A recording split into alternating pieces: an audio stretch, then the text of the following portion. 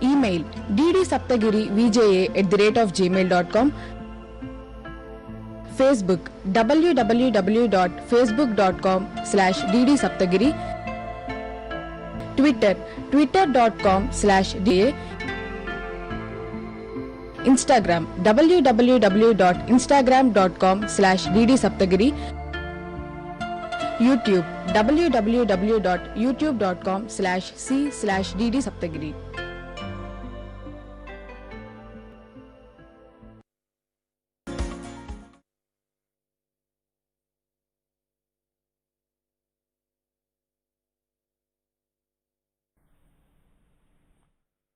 Very good afternoon and a warm welcome to Vidya Varadhi, the bridge between the teachers and students of this state during this pandemic period. I hope all the children are staying home, safe and healthy. And I know very well that you are eagerly waiting for your textbooks and notebooks, which will be issued to you this weekend. Okay, coming to today's session of Biological Sciences, my name is Muhammad Zakir Ahmed, working as School Assistant Biological Sciences in SMK ZP High School, Maua of Krishna District.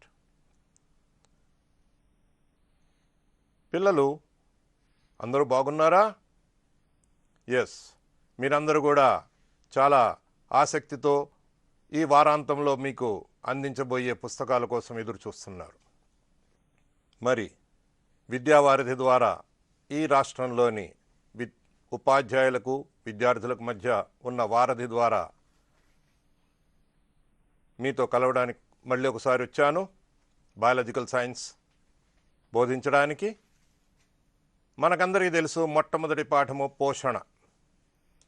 మరి అనివార్య కారణాల వలన ఒక session loss అవ్వడం వలన చివరి భాగము మనము స్కిప్ చేయడం జరిగింది ఫస్ట్ లెసన్లో. దాన్ని కూడా పరిపూర్ణత చేసుకుంటూ worksheets number 9 and 10 which are the last in this series of lesson number 1, దీంతో ఇవాల్టితో ఈ సెషన్తో మనము మొట్టమొదటి పాఠము పోషణ ముగించబోతున్నాం. మరి మీకందరికీ తెలుసు, మొక్కలు ఈ సమస్త ప్రపంచములో ఆహారాన్ని ఉత్పత్తి చేస్తాయి కాబట్టి వాటిని స్వయం పోషకాలు అన్నాము.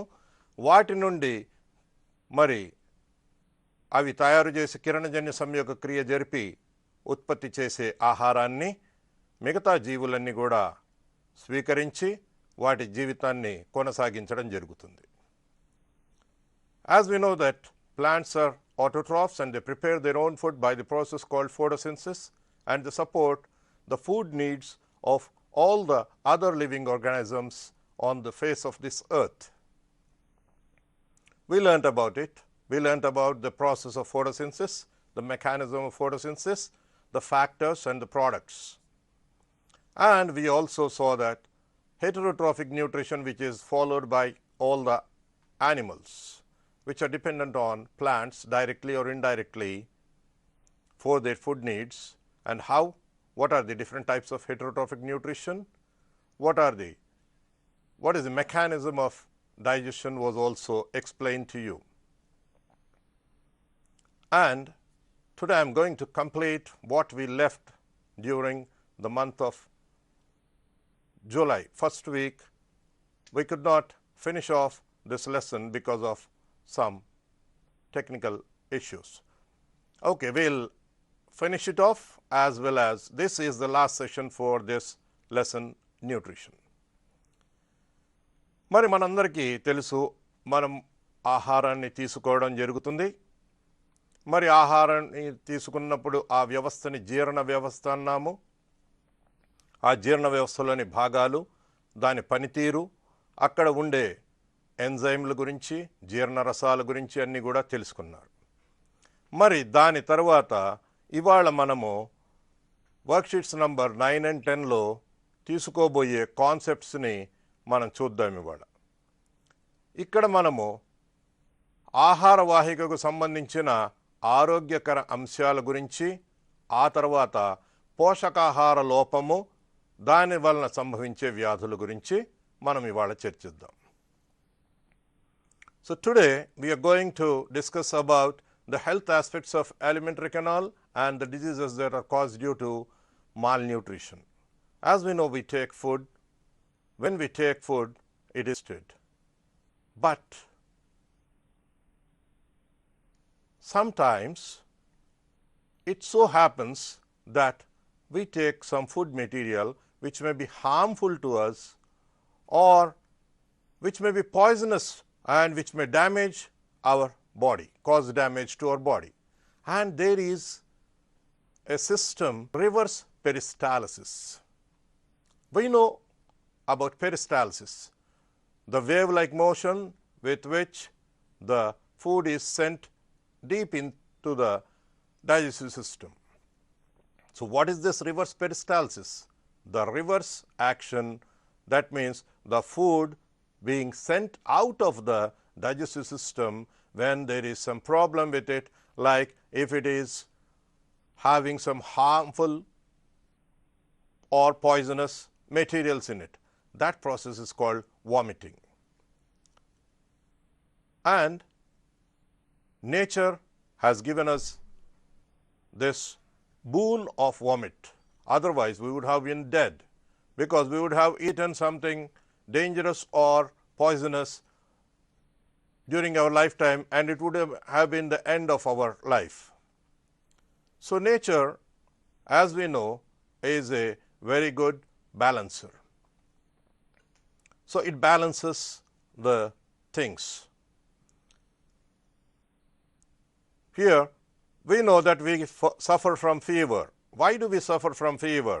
When some infection enters into our body, the body increases its temperature so that the organisms that have entered to cause harm to our body are killed because of the difference in temperature. And as soon as the infection is gone, our body temperature will come to normal. మరి పిల్లలు మనం ఆహారం తీసుకోవడం అనేది చూసాము. ఆహారాన్ని తీసుకోవడం కోసం పెరిస్టాల్టిక్ చలనం ద్వారా మనము నోటిలో తీసుకుని నమిలి మింగిన ఆహారము జీర్ణాశయంలోకి ఆ తర్వాత ప్రేగుల్లోకి వెళ్ళడం జరుగుతుంది. దీన్నే పెరిస్టాల్టిక్ చలనం అంటాం. మరి మనం ఆహారంలో ఒక్కొక్కసారి విషతుల్యం అవ్వచ్చు, లేకపోతే ఏదైనా ప్రమాదకరమైన తీసుకోవడానికి అవకాశం ఉంది, హానికరమైనవి. అలాంటప్పుడు ఆ జీర్ణాశయంలోకి వెళ్ళిన ఆహారాన్ని కూడా రివర్స్ పెరిస్టాల్టిస్ అనే ఒక ప్రక్రియ ద్వారా శరీరము వెలుపలికి పంపించేస్తుంది. దాన్నే మనము వాంతి అంటాం. ఇది ప్రకృతి మనకిచ్చిన ఒక వరము. ఎందుకంటే ఏదో ఒక సందర్భంలో మనము విషతుల్యమైనదో ప్రమాదకరమైన ఆహారమో తీసుకున్నట్లయితే దాని ప్రభావంతో మన జీవితం ఎప్పుడో ముగిసిపోయేది. మరి అలా ముగిసిపోకుండా మన శరీరంలోంచి అది దాన్ని బయటికి పంపించి వేస్తుంది బలవంతంగా. సో అండ్ మనకు జ్వరం వస్తుంటుంది.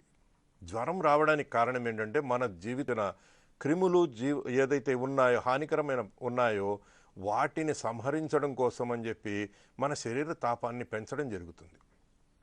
అలా పెంచినప్పుడు వాటిలో చలనము తగ్గిపోయి వాటిలో అనేక సూక్ష్మజీవులు చనిపోవడం జరుగుతుంది. ఆ తర్వాత మన శరీరము మళ్ళీ నార్మల్కి వచ్చేస్తుంది. ఈ రకంగా కూడా మన బాడీ దాన్ని కంట్రోల్ చేసుకుంటుంది. మరి మనము ఆహారం తీసుకున్న తర్వాత అవుట్పుట్ కూడా ఉండాలి. మరి దీన్ని తెలుగులో చూడండి ఎంత బాగా దీని పదజాలం అనేది నేను ఇంతకుముందు కూడా ప్రస్తావించడం జరిగింది. పదజాలం ఏదైనా ఒకటి రూపొందించారంటే దాని యొక్క పూర్తి అర్థం కూడా మనకు తెలిసి ఉండాలి. మనం పీచు పదార్థం గల ఆహారం తీసుకోకపోతే ఏం జరుగుతుందండి? మలబద్ధకము అంటాము. అంటే మనము మన జీర్ణాశయము పూర్తిగా ఖాళీ అవ్వకుండా ఉంటుంది. మరి అలా ఖాళీ అవ్వకపోతే ఏమవుతుంది? విషతుల్యమైన పదార్థాలు తర్వాత అక్కడి నుంచి వెలువడే విషవాయువులు అలాంటి పదార్థాలు మన శరీరంలోకి మళ్ళీ తిరిగి వెళ్ళడం జరుగుతుంది. అలా జరగకుండా ఉండడం కోసం అని చెప్పి ఏం చేయాలి? మనము పీచు పదార్థాలని తీసుకోవాల్సి ఉంటుంది. The intake of fibre rich food avoids constipation. Okay, next, what is this question about? We have heard about balanced diet. What is balanced diet?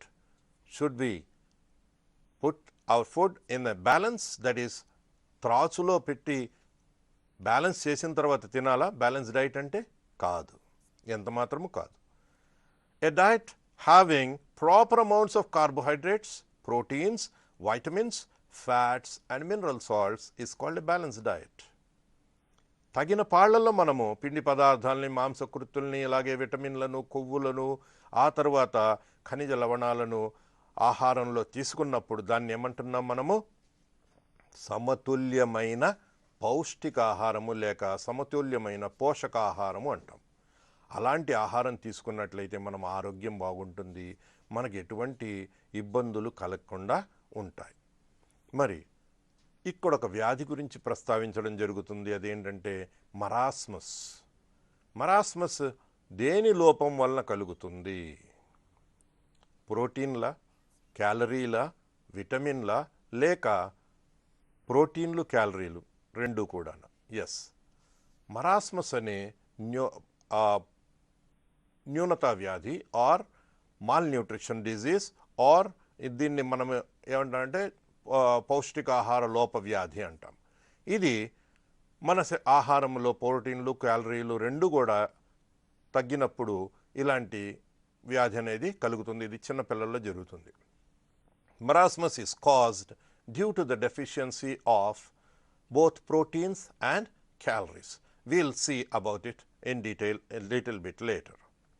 Next, coming to the blood clotting. Yes, when we are injured, blood will start to flow from our body, and after a while it will clot, otherwise all the blood will be coming out of the body and we will be dead. So the blood clotting is delayed due to the deficiency of the vitamin K or phylloquinone. That means if we are having sufficient quantities of vitamin K or phylloquinone in our body, the blood clotting will be immediate. The injury will be stopping the flow of blood. మరి రక్తం గడ్డగట్టకపోవడానికి కారణము vitamin K, దీని యొక్క శాస్త్రీయ నామం phylloquinone. ఈ phylloquinone లోపం వలన రక్తం త్వరగా గడ్డగట్టకుండా ఉంటుంది. మరి మనం తీసుకున్న ఆహారంలో మంచి పోషకాలు అంటే మంచి ఆకుకూరలు, తర్వాత పాలు ఇలాంటివి తీసుకున్నట్లయితే ఈ విటమిన్ కే లభిస్తుంది. విటమిన్ కే లభించినప్పుడు మనము ఎక్కడైనా గాయపడినా కూడా వెంటనే రక్తం గడ్డగట్టుతుంది. అలా రక్తం గడ్డగట్టడం వలన మనకు రక్తం అనేది నష్టపోకుండా ఉంటాం. Then coming to short questions. What is malnutrition? What is malnutrition? We know what is nutrition. The food we take to get energy and for growth. Then what is mal? Wherever it is given as malnutrition, it is bad nutrition. Like we are having malaria. It was believed that malaria was caused due to the bad air, mal air. So it was named malaria, but later it was proved that it was because of the plasmodium parasite. So whenever it is malnutrition is there, that means bad nutrition. What is malnutrition? Eating of food not having one or more nutrients in the required quantities is called malnutrition. As we discussed, we need carbohydrates, proteins, fats, vitamins and minerals. Then only we call it as a balanced diet. And if there is any deficiency or any one or more nutrients are lacking in that food, it is called malnutrition. We think that we are eating a very good food, but how we are not eating a good food, I'll explain. పోషకాహార లోపం అంటే ఏమిటి? పోషకాహారం ఇందాక చెప్పుకున్నాం మనం. పౌష్టికాహారము అంటే సమతౌల్యమైన పౌష్టికాహారము అంటే దాంట్లో మనకు పిండి పదార్థాలు కావాలి, ప్రోటీన్లు కావాలి, ఆ తర్వాత కొవ్వు పదార్థాలు, విటమిన్లు, ఖనిజ లవణాలు ఇవన్నీ కూడా ఉన్నప్పుడు దాన్ని మనము పౌష్టికాహారం అంటాము. ఎప్పుడైతే వాటిల్లో ఏదైనా ఒకటి లేక రెండు అంశాలు లోపించినట్లయితే అటువంటి ఆహారము మనము సమతౌల్యమైన పౌష్టికాహారం కాదు. కాబట్టి అప్పుడు మనకు పోషకాహార లోపం అనేది కనపడుతుంది. మనం ఏమనుకుంటామంటే మనం మంచి ఆహారమే తీసుకుంటున్నాము, అయినా ఏంటి పెరగట్లేదు, లేకపోతే ఎప్పుడు కూడా జబ్బులు వస్తున్నాయి, లేకపోతే మనకు ఎదుగుదల సరిగ్గా ఉండట్లేదు, నేను చదవలేకపోతున్నాను, ఇవన్నిటికీ సమాధానాలు ఇప్పుడు వస్తున్నాయి చూడండి. మరి మనము ఇక్కడ 3 రకాల పోషకాహార లోపాలను చూస్తున్నాం. మరి మనం తీసుకునే ఆహారములో క్యాలరీలు లేకపోతే క్యాలరీలు లేని పోషకాహార లోపం జరుగుతుంది, క్యాలరీల పోషకాహారం లోపం జరుగుతుంది. అలాగే ప్రోటీన్లు లేనట్లయితే ప్రోటీన్ పోషకాహార లోపం కనపడుతుంది. మరి ప్రోటీన్లు మరియు క్యాలరీలు రెండూ కూడా లేకపోతే మరాస్మస్ లాంటి వ్యాధులు కూడా కలుగుతాయని ఇందాక చెప్పుకున్నాం మనం. మరి దీన్ని నివారించడం కోసం ఏం చేస్తున్నారు? కేంద్ర రాష్ట్ర ప్రభుత్వాల వారు పిల్లలు పుట్టినప్పటి నుంచే అంగన్వాడీల ద్వారా తల్లులకు, ఆ తరువాత మనం పాఠశాలలకు వచ్చిన తర్వాత ఇప్పుడే మనం చూస్తున్నారు మీరందరూ కూడా, మన జగనన్న గోరుముద్ద అనే పథకం ద్వారా మనకు పౌష్టికమైన మంచి మెనూతో కూడిన పౌష్టికాహారాన్ని రోజుకొక రకంగా ఇవ్వడం జరుగుతుంది. దాంట్లో పరిశీలిద్దాం ఇవాల్టి రోజున కార్యక్రమము. ఇది కేవలం జీవశాస్త్రపు పాఠమే కాదు, జీవిత శాస్త్రం కూడా. కారణం ఏంటంటే మీరందరూ కూడా మనము చదువుకునేది విజ్ఞానవంతులు అవ్వడం కోసము. విజ్ఞానం అనేది నలుగురికి పంచినప్పుడే దాని యొక్క ఫలితాలు అనేవి, మంచి ఫలితాలు అనేది వస్తాయి. మీరు ఈ పాఠ్యాంశము ఇంతకాలము చెప్పడానికి కారణం ఏంటంటే ఇది జీవిత పాఠము. మనము ప్రతిరోజు ఆహారం తీసుకుంటాం పుట్టినప్పటి నుంచి చనిపోయేంత వరకు. మరి ఈలోపు మనము సరైన ఆహారం తీసుకోకపోతే అనేక వ్యాధులు అనేవి కలగడం జరుగుతుంది. మరి ఇలాంటివి జరగకుండా ఉండడం కోసము మరి మనకు తెలిసిన పరిజ్ఞానాన్ని మన చుట్టూ ఉన్న మన తల్లిదండ్రులకు కానివ్వండి, తోటి వారికి కానివ్వండి, మన ఇంటి పక్కల వారికి కానివ్వండి, వారు ఎటువంటి ఆహారం తీసుకోవాలి, ఎలాంటి పద్ధతులు పాటించాలి అనేవి కూడా తెలియజేయడానికి ఉపయోగపడుతుంది. సో ఈ 3 రకాల మన పౌష్టికాహార లోపాలు ఉన్నాయి. దీన్ని అధిగమించడం కోసం పిల్లల్లో పౌష్టికాహార లోపం ఉండకూడదనే ఉద్దేశంతో మరి మంచి పౌష్టికాహారాన్ని కేంద్ర రాష్ట్ర ప్రభుత్వాలు మీకు అందించడం జరుగుతుంది. మరి ఇవాల్టి నుంచి మరి పాఠశాలలో తెరిచిన తర్వాత మరి అక్కడ మధ్యాహ్న భోజనం పథకంలో తినండి, కానీ ఇంటి దగ్గర కూడా మీ తల్లిదండ్రులు వండిన ప్రతి కూరగాయను కూడా తినండి. అన్నిట్లో కూడా మంచి పోషకాలు ఉంటాయి. ఇవన్నీ తిన్నప్పుడే మనము సరైన ఎదుగుదల అనేది ఉంటుంది. So what are the 3 types of malnutrition? There are 3 types of malnutrition, and these 3 types of malnutrition are calorie malnutrition. If the required amount of calories are not present in the food, it is called calorie malnutrition.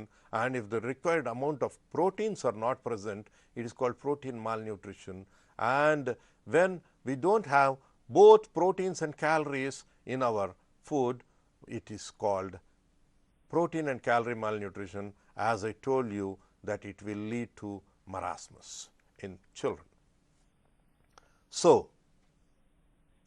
you got an opportunity to meet a doctor, and what will be the questions you will be asking about malnutrition diseases?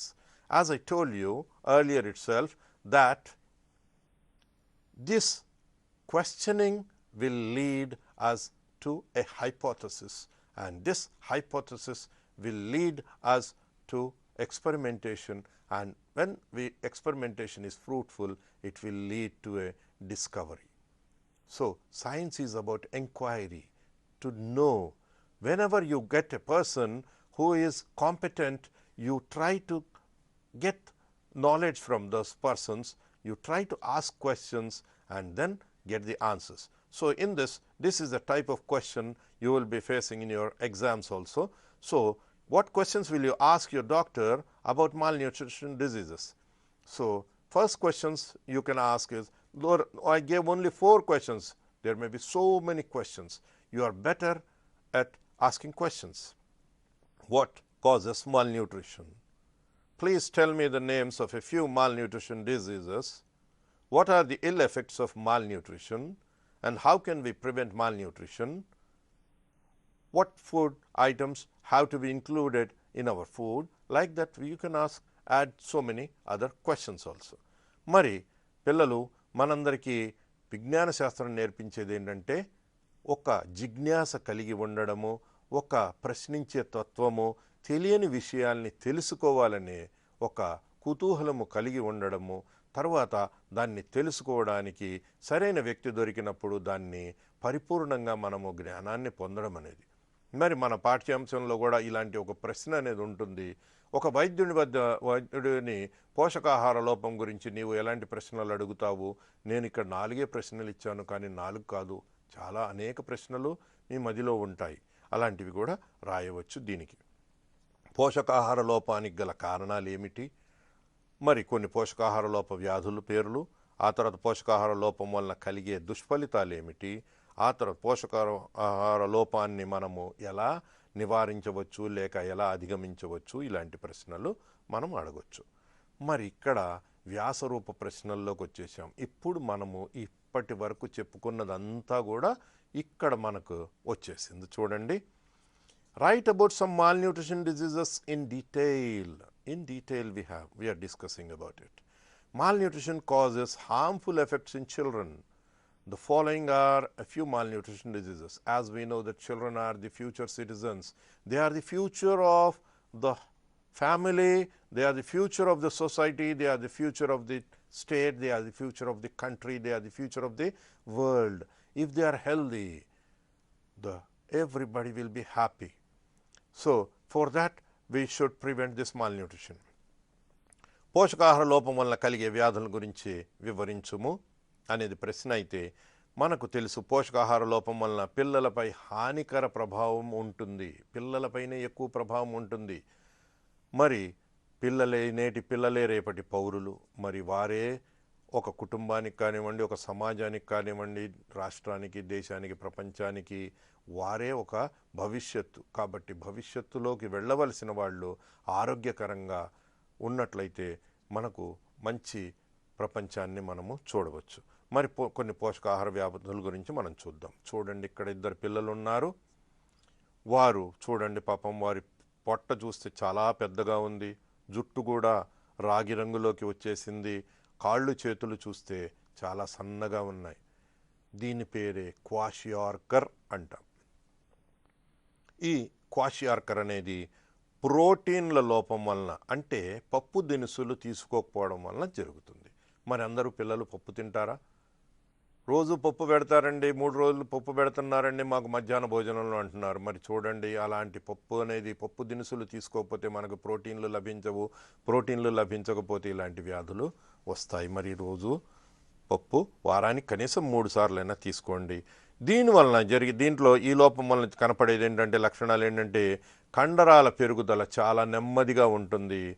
ఆ తర్వాత ఎప్పుడైతే కండరాల పెరుగుదల నెమ్మదిగా ఉంటుందో కణాంతర అవకాశాలలో, అంటే ఇంటర్సెల్యులార్ spaces ఏదైతే ఉంటాయో వాటిలో నీరు చేరిపోతుంది.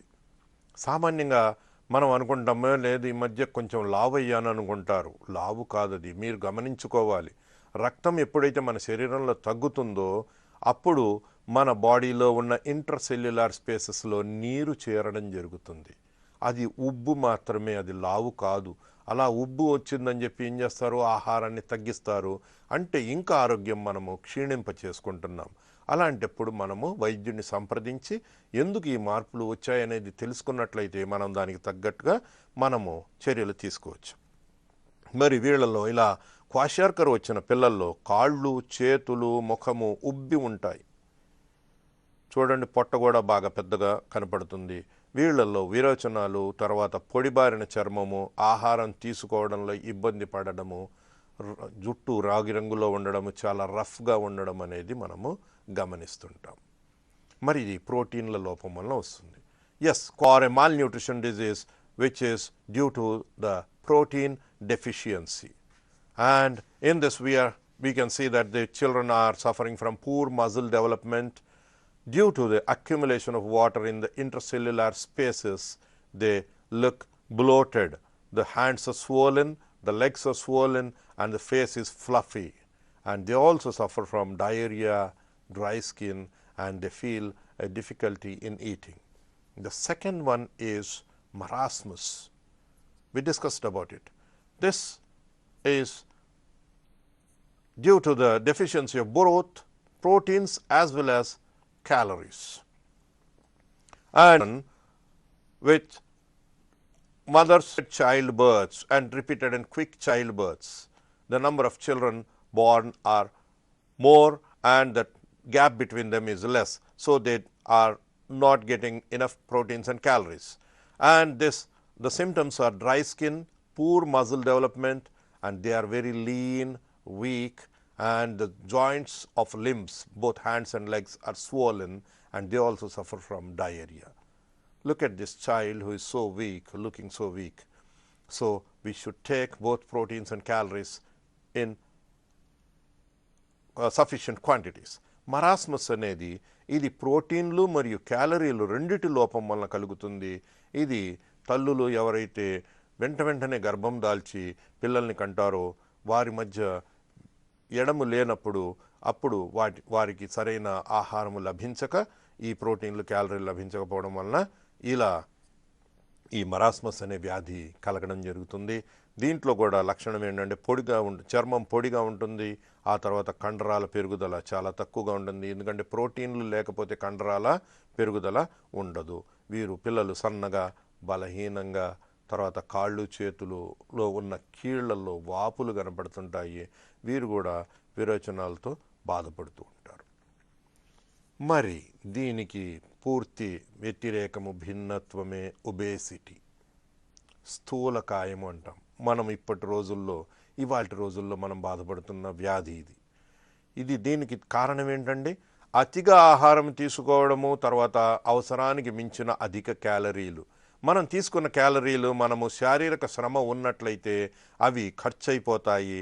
అలా ఖర్చు చేసుకోకుండా మనము ఎంతసేపు శారీరక శ్రమ లేకుండా ఒక చోట కూర్చుని అధికంగా ఆహారము తీసుకున్నట్లయితే మనకు ఈ స్థూలకాయం అనేది రావడం జరుగుతుంది. దీంతో పాటుగా జంక్ ఫుడ్ అనేది తీసుకోవడము, శరీరానికి వ్యాయామం లేకపోవడము, ఇది ఇప్పుడు బాగానే ఉంటుంది. కానీ వయసు పెరిగే కొద్దీ అనేక ఆరోగ్య సమస్యలు ఉత్పన్నమవుతాయి. వాటిల్లో ప్రధానమైనది డయాబెటీస్, గుండెపోటు, కిడ్నీ సంబంధ వ్యాధులు, ప్యాంక్రియాస్ సంబంధ వ్యాధులు, ఇలా అనేక వ్యాధులు వస్తాయి. కాబట్టి మనము సమతౌల్యంగా మంచి ఆహారం తీసుకోవాలి. కానీ దాన్ని కొంత మనము పరిమితి స్థాయిలో తీసుకుంటూ ఉండాలి. So obesity is the opposite of what we saw just now. And here this is caused due to overeating and excess intake of calories. We burn calories when we have physical exercise, and when there is no physical exercise, there is no burning of calories, and it will be accumulating in our body, which will be leading to diabetes, heart attack, pancreatitis, renal failure, etc. in later stages of life. And also eating of junk food and lack of exercise is also another factor for this. Pellagra, the fourth one. This is due to the lack of vitamin B3 or niacin. Here the skin is inflamed, and diarrhea, dementia, sores in mouth. Dementia means it is a problem with the brain, loss of memory, sores in mouth, and the skin exposed to sunlight is the most affected. Pellagra, ఇది vitamin B3 niacin అనే vitamin లోపం వలన కలుగుతుంది. ఇది దీనిలో చర్మం పొడిబారిపోవడము, తర్వాత విరోచనాలు, జ్ఞాపక శక్తి తగ్గిపోవడము, నోటిలో పుండ్లు కూడా కనపడుతుంటాయి. సూర్యరశ్మి తాకే చర్మ భాగాల్లో ఎక్కువగా దీని ప్రభావము కనపడుతూ ఉంటుంది. చూడండి, మనకు ఇప్పటి వరకు చూసిన వాటికంటే కూడా ఇక్కడ మెదడు పైన కూడా ప్రభావం కనపడుతుంది. జ్ఞాపక శక్తి కూడా మనకు తగ్గిపోతుంది. అంటే మనము సమతౌల్యమైన ఆహారం తీసుకోకపోతే మన శరీరము పరిపూర్ణ స్థాయిలో, పూర్తి స్థాయిలో పని చేయలేదు, దాని పనితీరు ఉండదు. మరి వీటిని నివారించడం ఎలా అనేది కూడా మనం చూద్దాము. Let's take a small break and will meet very quickly.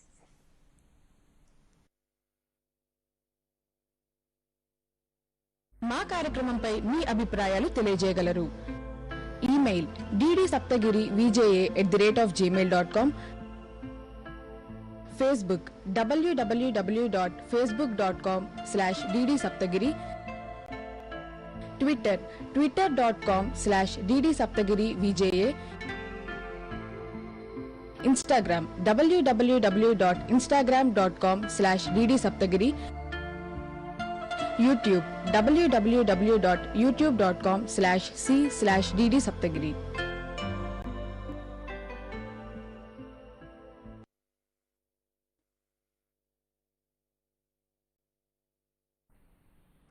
Welcome back. We are back we just now saw what is malnutrition and what are the effects of malnutrition. And now we are coming to the end of this worksheet number 9, and with 5 healthy food habits we should practice.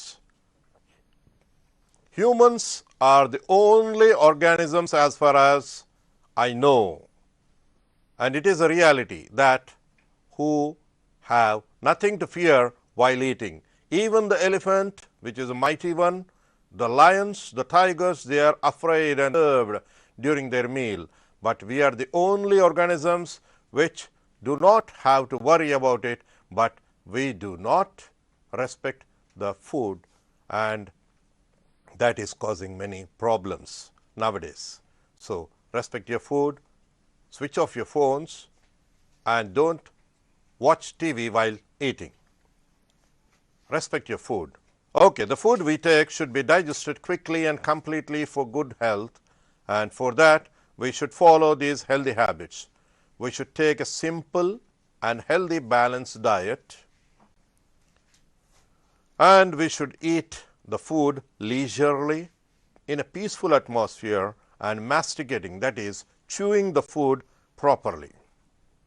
Avoiding vigorous exercises soon after a meal is also a good habit, and drinking plenty of water, and also having regular bowel movements to prevent constipation.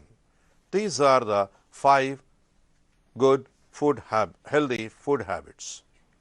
మరి ఆహారం అనేది మానవులకు దేవుడిచ్చిన వరం ఏంటంటే, ఆహారము తీసుకునేటప్పుడు ఎవరికీ భయపడకుండా, ఎటువంటి సంకోచము లేకుండా, ఎటువంటి ఇబ్బందులు లేకుండా హాయిగా కూర్చుని తినడానికి అవకాశం ఉన్నది కేవలం మానవ మాత్రుడికే. కానీ ప్రపంచంలోని అలజడినంతటిని కూడా మనమే కొనుక్కొచ్చుకొని మన ముందే పెట్టుకుని మనము మన ఆహారాన్ని తీసుకుంటున్నాం. మీరు చూడండి, మీరు చూసే ఉంటారు వీడియోస్లో కూడా, ఎక్కడన్నా కూడా ఏనుగు అంత మహాకాయమైన జంతువు కూడా భయపడుతూనే ఆహారాన్ని తీసుకుంటుంది. పులులు, సింహాలు వాటి వేటాడిన ఆహారాన్ని కూడా అవి సంతృప్తికరంగా తినలేవు. మరి మానవులకు ఇచ్చిన వరాన్ని మనం ఏం చేద్దాము, ఇవాల్టి నుంచి మనము ఆహారం తినేటప్పుడు మనం ఫోన్లు చూసుకోవడము, టీవీ చూడడము, అలజడిగా ఉండడము, నిలబడి తినడము, ఎక్కడ పడితే ఎక్కడ కూర్చొని తినడం అనేది కాకుండా ఫ్యామిలీతో కలిసి హాయిగా చేతితో కలిపి, ఎందుకంటే చేతితో కలిపేటప్పుడే మనకు ఆ స్పర్శ జ్ఞానం వలన మన జీర్ణ రసాలు స్రవించబడతాయి. మనం ఎప్పుడైతే ఒక ప్రశాంతంగా మనం కూర్చొని మన ఆహారాన్ని మనం పూర్తిగా గౌరవిస్తూ మనం భోజనం చేస్తామో మనకు జీర్ణం కూడా బాగుంటుంది. మీరు అందరూ గమనించే ఉంటారు, ఈ 5-6 నెలల్లో మనము లాక్డౌన్లో ఉండి ఇంట్లో ఉన్నాము, ఏ పని లేదు, టైం అనే మాట లేదు. కాబట్టి మనకు ఎవ్వరికి కూడా ఎటువంటి ఆరోగ్య సమస్యలు లేకుండా ఉన్నాయి. మరి ఇంతకుముందు ఏంటి, టైం అయిపోతుంది అని చెప్పి తినక హడావుడిగా తిని ఇవన్నీ కూడా మనకు హరీబరీ ఆఫ్ టేకింగ్ ఫుడ్ అనేది తీసుకున్నట్లయితే మనకి అల్సర్స్ రావడము, గ్యాస్ట్రిక్ ట్రబుల్ రావడం, ఇలాంటివన్నీ జరుగుతాయి. ఇక్కడి నుంచైనా మనము మన ఆహారాన్ని పరిపూర్ణంగా గౌరవిద్దాము. మన పూర్వీకులు ఎలా అయితే ఆరోగ్యంగా ఉన్నారో వారు ఆహారాన్ని గౌరవించారు, మంచి ఆహారపు అలవాట్లు పాటించారు. మనం కూడా వాటిని గౌరవభావంతో ఆహారాన్ని చూస్తూ మనం తీసుకోవడం చేద్దాము. మరి మనం ఆహారం తీసుకున్నది త్వరగా పూర్తిగా జీర్ణమైనప్పుడే మనకు ఆరోగ్యం అనేది ఉంటుంది. మనము అవలంబించాల్సిన కొన్ని పద్ధతులు ఏంటంటే, సాధారణమైన సమతుల్యమైన ఆహారము, మనకు లభించే వాటిల్లో మంచి ఆహారాన్ని, సమతుల్యమైన ఆహారాన్ని తీసుకోవడం అనేది ఒకటైతే, దాన్ని ప్రశాంత వాతావరణంలో కూర్చుని మెల్లగా నములుతూ బాగా నమిలి మింగడం ఒకటి రెండవ ప్రక్రియ. మూడవది ఏంటంటే, ఆహారం తిన్న వెంటనే ఉరుకులు పరుగులు, వ్యాయామము, ఆటలు ఇలాంటివి చేయకూడదు. మరి సరిపడా నీరు కూడా తాగాలి మనము. ఆ తర్వాత మలబద్ధకం లేకుండా ప్రతిరోజు జీర్ణాశయాన్ని ఖాళీ చేయడం ద్వారా మనము ఏం చేస్తున్నాము, మన ఆహారాన్ని ద్వారా మన ఆరోగ్యాన్ని మనము కాపాడుకున్న వారం అవుతాము. మన ఆహారాన్ని కూడా మనము గౌరవించిన వాళ్ళం అవుతాం. మరి worksheet number 10, the last part. దీంట్లోకి వచ్చేటప్పటికి మనము diseases cause due to vitamin deficiency అంటే విటమిన్ లోపం వలన కలిగే వ్యాధుల గురించి చూద్దాం. మరి మొట్టమొదటిగా విటమిన్లు అంటే ఏమిటి అనేది చూద్దాము. విటమిన్లు శరీరానికి తక్కువ పరిమాణములో అవసరమయ్యే సూక్ష్మ పోషకాలు. మరి స్థూల పోషకాలు ఏమిటి? కార్బోహైడ్రేట్లు, ప్రోటీన్లు, ఫ్యాట్లు స్థూల పోషకాలు అయితే విటమిన్లు, మినరల్స్ అంటే లవణాలు మనకు సూక్ష్మ పోషకాలు. Vitamins are the micronutrients required in small quantities. These vitamins and minerals, they are called micronutrients because they are required in very, very small quantities. Whereas carbohydrates, proteins and fats, they are required in large quantities. That's why they are called macronutrients. We know that there are many vitamins. To be precise, we are having A, B, C, D, E and K. So how many? 6 vitamins are there, and these two are classified as water soluble and fat soluble vitamins. So the B complex, which is a combination of 8 vitamins, and C vitamin are water soluble vitamins, whereas the remaining A, D, E and K are fat soluble vitamins. So vitamin B complex, దీంట్లో 8 రకాలు ఉన్నాయి. మరియు C vitamin, ఇవి నీటిలో కరిగే విటమిన్లు. విటమిన్లు మనందరికీ తెలుసు ఏ, బి, సి, డి, ఈ మరియు కే అనేవి ఉన్నాయి. వాటిల్లో బి కాంప్లెక్స్లో 8 రకాల విటమిన్లు ఉన్నాయి. మరి ఈ బి మరియు సి నీటిలో కరిగితే మరి ఏ, డి, ఈ అండ్ కే అనే విటమిన్లు కొవ్వుల్లో కరిగే విటమిన్లు. మరి మనకు ఇప్పుడు మన కోవిడ్ పరిస్థితుల్లో అందరూ కూడా ఏం చెప్తున్నారు? విటమిన్ సి, విటమిన్ డి సమృద్ధిగా తీసుకోండి అంటున్నారు. విటమిన్ సి దేని ద్వారా దొరుకుతుంది మనకు? మనకు నిమ్మజాతి కాయలు ఏదైతే ఉన్నాయో, ఫలాలు, బత్తాయి, కమల, తర్వాత నిమ్మ, వీటిల్లో మనకు విటమిన్ సి సమృద్ధిగా లభిస్తుంది. మనము టాబ్లెట్స్ వేసుకోవాల్సిన అవసరం లేదు. మరి విటమిన్ డి ఎక్కడ లభిస్తుంది? మనం ఇంట్లో కూర్చుంటే రాదు. మనకు ఉదయం పూట వచ్చే సూర్యరశ్మిలో ఉండేదే విటమిన్ డి. దీని పేరే క్యాల్సిఫెరాల్. కొద్దిసేపు మనము ఎండలో అంటే ఉదయం పూట 10-11 ఆ ప్రాంతాల్లో కొద్దిసేపు మనము ఎండలో గడపడం వలన మనకి విటమిన్ డి లభిస్తుంది. మనలో ఇమ్యూనిటీ అనేది పెరుగుతుంది. ఇక్కడ మ్యాచింగ్లోకి వచ్చేసాం. మనం మ్యాచింగ్లోకి వచ్చినప్పుడు జతపరచడము.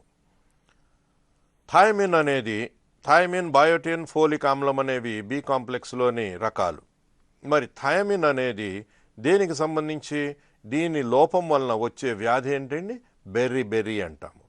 మరి బయోటిన్ వలన వచ్చే న్యూనత లేకపోవడం వలన, డెఫిషియన్సీ వలన, లేక మనకు సరిపడా బయోటిన్ అనేది మన శరీరంలో లేకపోతే నాడీ సంబంధ సమస్యలు మనకు కలుగుతుంటాయి. అలాగే ఫోలిక్ ఆమ్లం బిళ్ళలు ఇస్తుంటారు మీకు అందరికీ. పిల్లలు మీకు స్కూల్స్లో ఫోలిక్ యాసిడ్ టాబ్లెట్స్ అని చెప్పిస్తుంటారు. ఐరన్ టాబ్లెట్స్ అంటారు వీటిని మనం జనరల్గా. ఇది రక్తం వృద్ధి చెందుతుంది. ఇది లేనప్పుడు, ఇది తీసుకోకపోతే మనకి ఎనీమియా అనేది కలుగుతుంది. కాబట్టి ఈసారి నుంచి మీకు టాబ్లెట్స్ ఇచ్చినప్పుడు హాయిగా వేసుకోండి. ఎనీమియా అనేది, రక్తహీనత అనేది లేకుండా ఉంటుంది. మరి 4వది రెటినాల్. దీన్ని ఏ విటమిన్ అంటాము. ఇది కంటికి సంబంధించినది. ఇది రంగు ఉన్న కూరగాయలు అంటే క్యారెట్, తర్వాత టమాటో ఇలాంటివి కెరోటీన్స్ ఉన్నవి, ఆ తర్వాత బొప్పాయి వంటి ఫలాల్లో కూడా మనకు ఈ రెటినాల్ లభిస్తుంది. మీరు ఎదిగే పిల్లలు, మీకు మంచి కంటి చూపు ఉండాలంటే మీరు ఏ విటమిన్ సంబంధించిన ఈ పదార్థాలు తీసుకుంటూ ఉండండి. Thiamine, biotin and folic acid are the components of B complex and vitamin A. So the deficiency of thiamine, it leads to a condition called beriberi, and the deficiency of biotin will lead to nervous disorders, whereas the deficiency of folic acid, it will lead to anemia, that is loss of blood. That means not having enough red blood corpuscles to attract the oxygen. So, whenever they give the folic acid tablets in your schools, you please try to take them to prevent this anemia. And retinol is present in vegetables which are colored, beetroot, then tomato and all, and also in fruits like papaya. So, to boost your eyesight, you have to take food rich in retinol. Now, what causes fertility disorders? Fertility disorders means the inability to have children after marriage. That means a fertility disorder is caused due to the deficiency of vitamin E, which is called tocopherol. So, to prevent this, what are the food materials we have to take, we will see later. And బంధత్వ సమస్య ఏ vitamin లోపం వలన కలుగుతుంది? బంధత్వం అంటే పిల్లలు కలగకపోవడం అనేది. ఈ పిల్లలు కలగకపోవడానికి కారణం ఏంటి?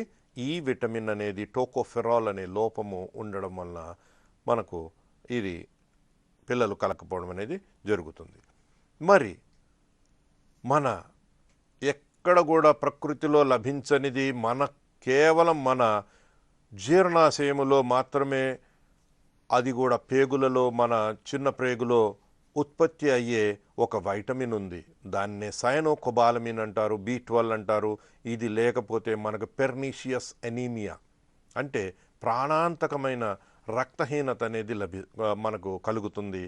ఇది సైనోకోబాలమిన్ అనేది ఒక బ్యాక్టీరియా మన చిన్న ప్రేగులో ఉండి ఈ సైనోకోబాలమిన్ని మనకు ఉత్పత్తి చేసి మన శరీరానికి అందిస్తుంది. అందుకే విచక్షణారహితంగా యాంటీబయాటిక్స్ వాడకూడదు. ఎందుకంటే మనం యాంటీబయాటిక్స్ అనేవి మంచి చెడు రెండు బ్యాక్టీరియాలను కూడా పైన ప్రభావం చూపిస్తాయి. కాబట్టి మనము జాగ్రత్తగా డాక్టర్ గారు సూచించినప్పుడు మాత్రమే ఇది తీసుకోవాలి. Cyanocobalamin is nothing but B12, which is synthesized by the bacteria which is present in our small intestine, and this is a natural product we get, and indiscriminate usage of antibiotics will kill this bacteria, and soon after taking antibiotics we have to take some curd or buttermilk regularly to again bring back this bacteria. And scurvy is caused by the deficiency of vitamin C, ascorbic acid. Scurvy అనేది మనకు ascorbic ఆమ్లము లోపం వలన, అంటే C vitamin లోపం వలన కలిగే ఒక వ్యాధి. మరి ఇక్కడ మనము ఒక పట్టిక చూస్తున్నాం. Here there is a table. vitamins, the names of vitamins are given, pyridoxine, the resources are given, and the deficiency diseases are given, and also the symptoms. You can go through this, and as soon as you get your textbooks, you will be able to see these tables in the very first lesson, the last page of your first lesson. You can go through them. And here one important thing, మీ అందరు కూడా మీ తల్లులు ఇబ్బంది గురించి చెప్తుంటారు. అరికాళ్ళల్లో మంటలు వస్తున్నాయి, అరికాళ్ళల్లో నొప్పులు వస్తున్నాయి అని చెప్పి. వీటికి ఒక్కటే మందు ఏంటంటే చిలగడ దుంప, ఆ తర్వాత గ్రౌండ్ నట్స్ అంటే మన వేరుశెనక్కాయలు. ఇవి ఇంతకుముందు వాళ్ళు బాగా తినేవాళ్ళు, ఇప్పుడు తినకపోవడం వలన ఇలాంటివన్నీ కూడా మనకి కలుగుతున్నాయి. మరి పిల్లలు, మీకు అందరికీ తెలిసినవి ఒక చిన్న విషయం చెప్తాను వినండి.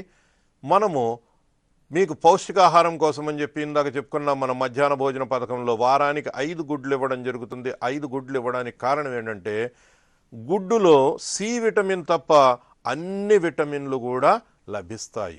అన్ని విటమిన్లు, కేవలం సి విటమిన్ తప్ప మిగతా అన్ని విటమిన్లు లభించేది ఆహార పదార్థం ఏంటి? గుడ్డు. మరి గుడ్డు మనము వారానికి 5 ఇచ్చే గుడ్లు తీసుకున్నట్లయితే హాయిగా మనకు ఎటువంటి విటమిన్ లోపం అనేది లేకుండా ఉంటుంది. So children, we know that these are vitamins, and your mothers may be complaining about the burning sensation in their feet. This is because of not taking of sweet potatoes and groundnuts, and egg is a food item which is rich in all the vitamins except vitamin C. So try to take egg, at least 5 eggs as they give it in your midday meal. So now after the table we are asking some questions. What are the symptoms of pyridoxine deficiency? The deficiency, vomitings and fits. And what are the sources of tocopherol? This tocopherol is found in sprouts and sunflower oil. మరి మొలకెత్తిన విత్తనాలు ఆ తర్వాత ప్రొద్దుతిరుగుడు నూనెలో మనకు tocopherol అనేది లభిస్తుంది. ఆ తర్వాత మనకు పైరిడాక్సిన్ అనేది లోపించినప్పుడు వాంతులు, మూర్ఛ అనేవి మనకు లక్షణాలుగా కనపడుతుంటాయి. మరి మనందరికీ కూడా ఒక్కోసారి నోరు పూసినట్లుగా అవుతుంటుంది. దానికి కారణం ఏంటి? రైబోఫ్లావిన్ లేకపోవడం. అలాంటప్పుడు ఒక బాగా పండిన టమాటా కానీ లేకపోతే తౌడు బిస్కెట్లు అంటాం, మనము 3 రూపీస్ బిస్కెట్ ప్యాకెట్ ఉంటుంది, అలాంటిది ఒకటి తింటే మనకు ఈ రైబోఫ్లావిన్ అనేది లభిస్తుంది దాంట్లో. So glossitis is the deficiency of due to the deficiency of riboflavin. By eating ripe tomatoes we can get it, or even by eating butter. And what are the sources of pantothenic acid? The groundnuts, sweet potato and liver, as I told you just now, are the rich sources for this pantothenic acid. Pantothenic ఆమ్లం ఇందాక చెప్పుకున్నాము అరికాళ్ల మంటల కోసం అని చెప్పి. మరి ఇది లభించేది వేరుశనగ, చిలకడదుంప మరియు కాలేయములో. మరి మీకు ఒక చిన్న అసైన్మెంట్ కూడా ఇవ్వడం జరుగుతుంది. మీ దగ్గరలోని అంగన్వాడీ కేంద్రానికి వెళ్ళి అక్కడ 0 నుండి 3, 3 నుండి 6, 6 నుండి 10 సంవత్సరాలు ఉన్న పిల్లల్లో వాళ్ళ దగ్గర లిస్ట్ ఉంటుంది. దాంట్లో వాళ్ళల్లో కనపడే పోషకాహార లోపాలని గుర్తించడం కోసము ఇలాంటి ఒక పట్టిక తీసుకెళ్ళి మీరు ఆ ఫైండింగ్స్ని నోట్ చేసుకోండి. Visit your nearest anganwadi centre and collect data about the children in that area suffering from malnutrition in the age groups of 0 to 3, 3 to 6 and 6 to 10 years. And not only that, I am giving you a project work. As you can see, this is a wheel like thing which you might have seen earlier. You can prepare such things by using this vitamins, the uses, and then making some holes in it so that we will be able to see, we will be able to get the answers. This beautiful thing was made by my friend Mr. K. Ravikumar from Ramachandrapuram East Godavari district, and he is a very good at preparing this TLM like this. So these are the steps. You can watch them on YouTube. And just before signing off, let me tell you that in 1978, 1978లో నేను 6వ తరగతి చదివేటప్పుడు హైదరాబాద్ వెళ్ళినప్పుడు ఇక్కడ కూడా కాదు, 1978లో నేను 20 కిలోమీటర్లు ప్రయాణం చేసి టీవీ అనేది చూడడానికి వెళ్ళడం జరిగింది. అప్పుడు టెక్నాలజీ ఎలా ఉంది? ఇవాళ 2020లో మీ ముందు కూర్చొని మీరందరూ కూడా నా ముందు కూర్చొని మనం టీవీలో చూస్తున్నాం. This is all because of the technological advance, because of INSAT satellites. And అప్పుడు మీరు ఆశ్చర్యపోతారు, టీవీ మొత్తం కూడా ఒక రోజు మొత్తంలో 1 గంట మాత్రమే ప్రసారం ఉండేది. ఆ తర్వాత సాయంత్రం పూట ప్రసారం మొదలుపెట్టారు. తర్వాత కలర్ టీవీ వచ్చింది. ఆ తర్వాత ఛానల్స్ వచ్చాయి. ఇవన్నీ కూడా మీరు మీ పెద్దల్ని అడిగి తెలుసుకోండి. అంటే మన శాస్త్రవేత్తలు ఎంత కృషి చేస్తున్నారు, మన శాస్త్ర రంగము ఎంత అభివృద్ధి చెందితే మనం ఈ 40 సంవత్సరాల్లో ఎన్నో విషయాల్ని ఎలా మనము మన కళ్ళ ముందుకి చూడడం జరుగుతుంది. అభివృద్ధి అనేది ఎలా జరుగుతుందనేది తెలుసుకోండి. Be happy, be safe, stay at home, and as soon as you get your books this weekend, you try to go through them. Okay, thank you. Have a good day. మా కార్యక్రమంపై మీ అభిప్రాయాలు తెలియజేయగలరు. Email ddSaptagiri@gmail.com, Facebook www.facebook.com/ddsaptagiri, Twitter twitter.com/ddsaptagirivja, Instagram www.instagram.com/ddSaptagiri, YouTube www.youtube.com/c/ddSaptagiri.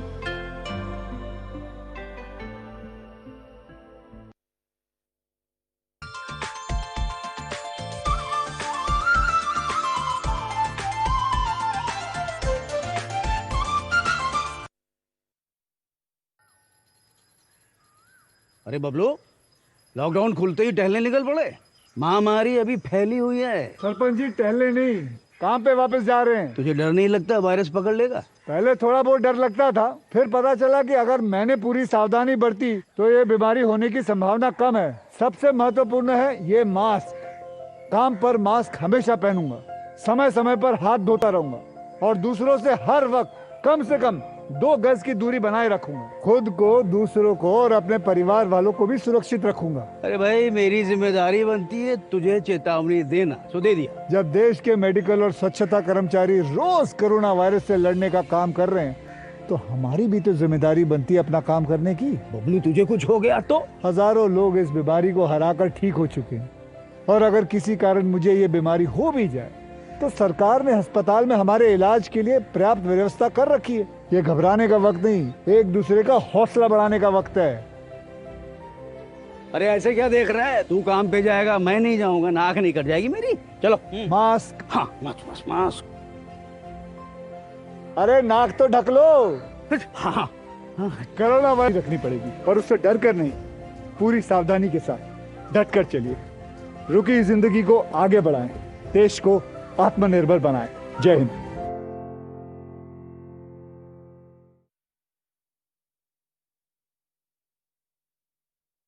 मैं जानता हूं कि पूरा देश जो है ये कोरोना वायरस की से एक तरह से पीड़ित है और इसे जल्दी छुटकारा पाना चाहता है और मैं भी यही चाहता हूं जैसा कि आप चाहते हैं, मगर इसके लिए हमें थोड़ा डिसिप्लिन बनाना पड़ेगा, एक अनुशासन रखना पड़ेगा, एक दूसरे की मदद करनी पड़ेगी, सुख दुख एक दूसरे के साथ बांटने पड़ेंगे जिससे कि ये काम आसान हो सके। हमें सब कुछ यहाँ पे भूल जाना पड़ेगा। हम हिंदुस्तानी हैं और एक हिंदुस्तानी के नाते हमें ये सब सोचना पड़ेगा कि हम अपने मुल्क को इस बीमारी से दूर कैसे ले जा सकते हैं और इस कोरोना को कैसे हरा सकते हैं।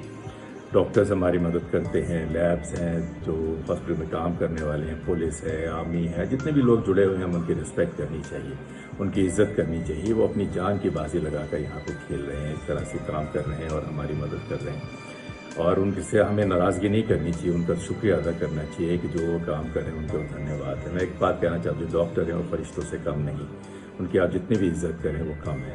కోవిడ్-19 కరోనా వైరస్కు సంబంధించి ఏ సమస్యల గురించి అయినా 24 గంటల పాటు అందుబాటులో ఉండే సహాయ కేంద్ర నంబర్ 0112397804 ప్రజలు ఫోన్ చేయవచ్చు. అలాగే ncov2019@gmail.com అనే ఈమెయిల్ ద్వారా కూడా కేంద్ర వైద్య ఆరోగ్య మంత్రిత్వ శాఖను సంప్రదించవచ్చు. భారత ప్రజలు కోవిడ్-19 కరోనా వైరస్ ప్రభావిత దేశములకు ప్రయాణాలను మానివేయవలసిందిగా సూచించడమైనది. విదేశాల నుండి తిరిగి వచ్చిన తర్వాత కనీసం 14 రోజులు ఇంటి వద్దనే ఉండవలెను. సబ్బు, నీరు ఉపయోగించి తరచూ చేతులు శుభ్రంగా కడుక్కోవాలి. Everybody, we are going through pretty unique times. The virus cannot be fought unless we are homebound, unless we are in lockdown, unless we maintain social distancing. Even if you're bored, well, take this time as your introspection time. Read books, be creative, spend time with the family. I, for one, am practicing reading books, being creative, putting out videos on social media. It's different. It is nice in a sense that life has slowed down, and through the slowdown, one introspects, one looks inside, which is important in life. Hopefully, all will be right soon. Until then, take care. Please be safe. आता है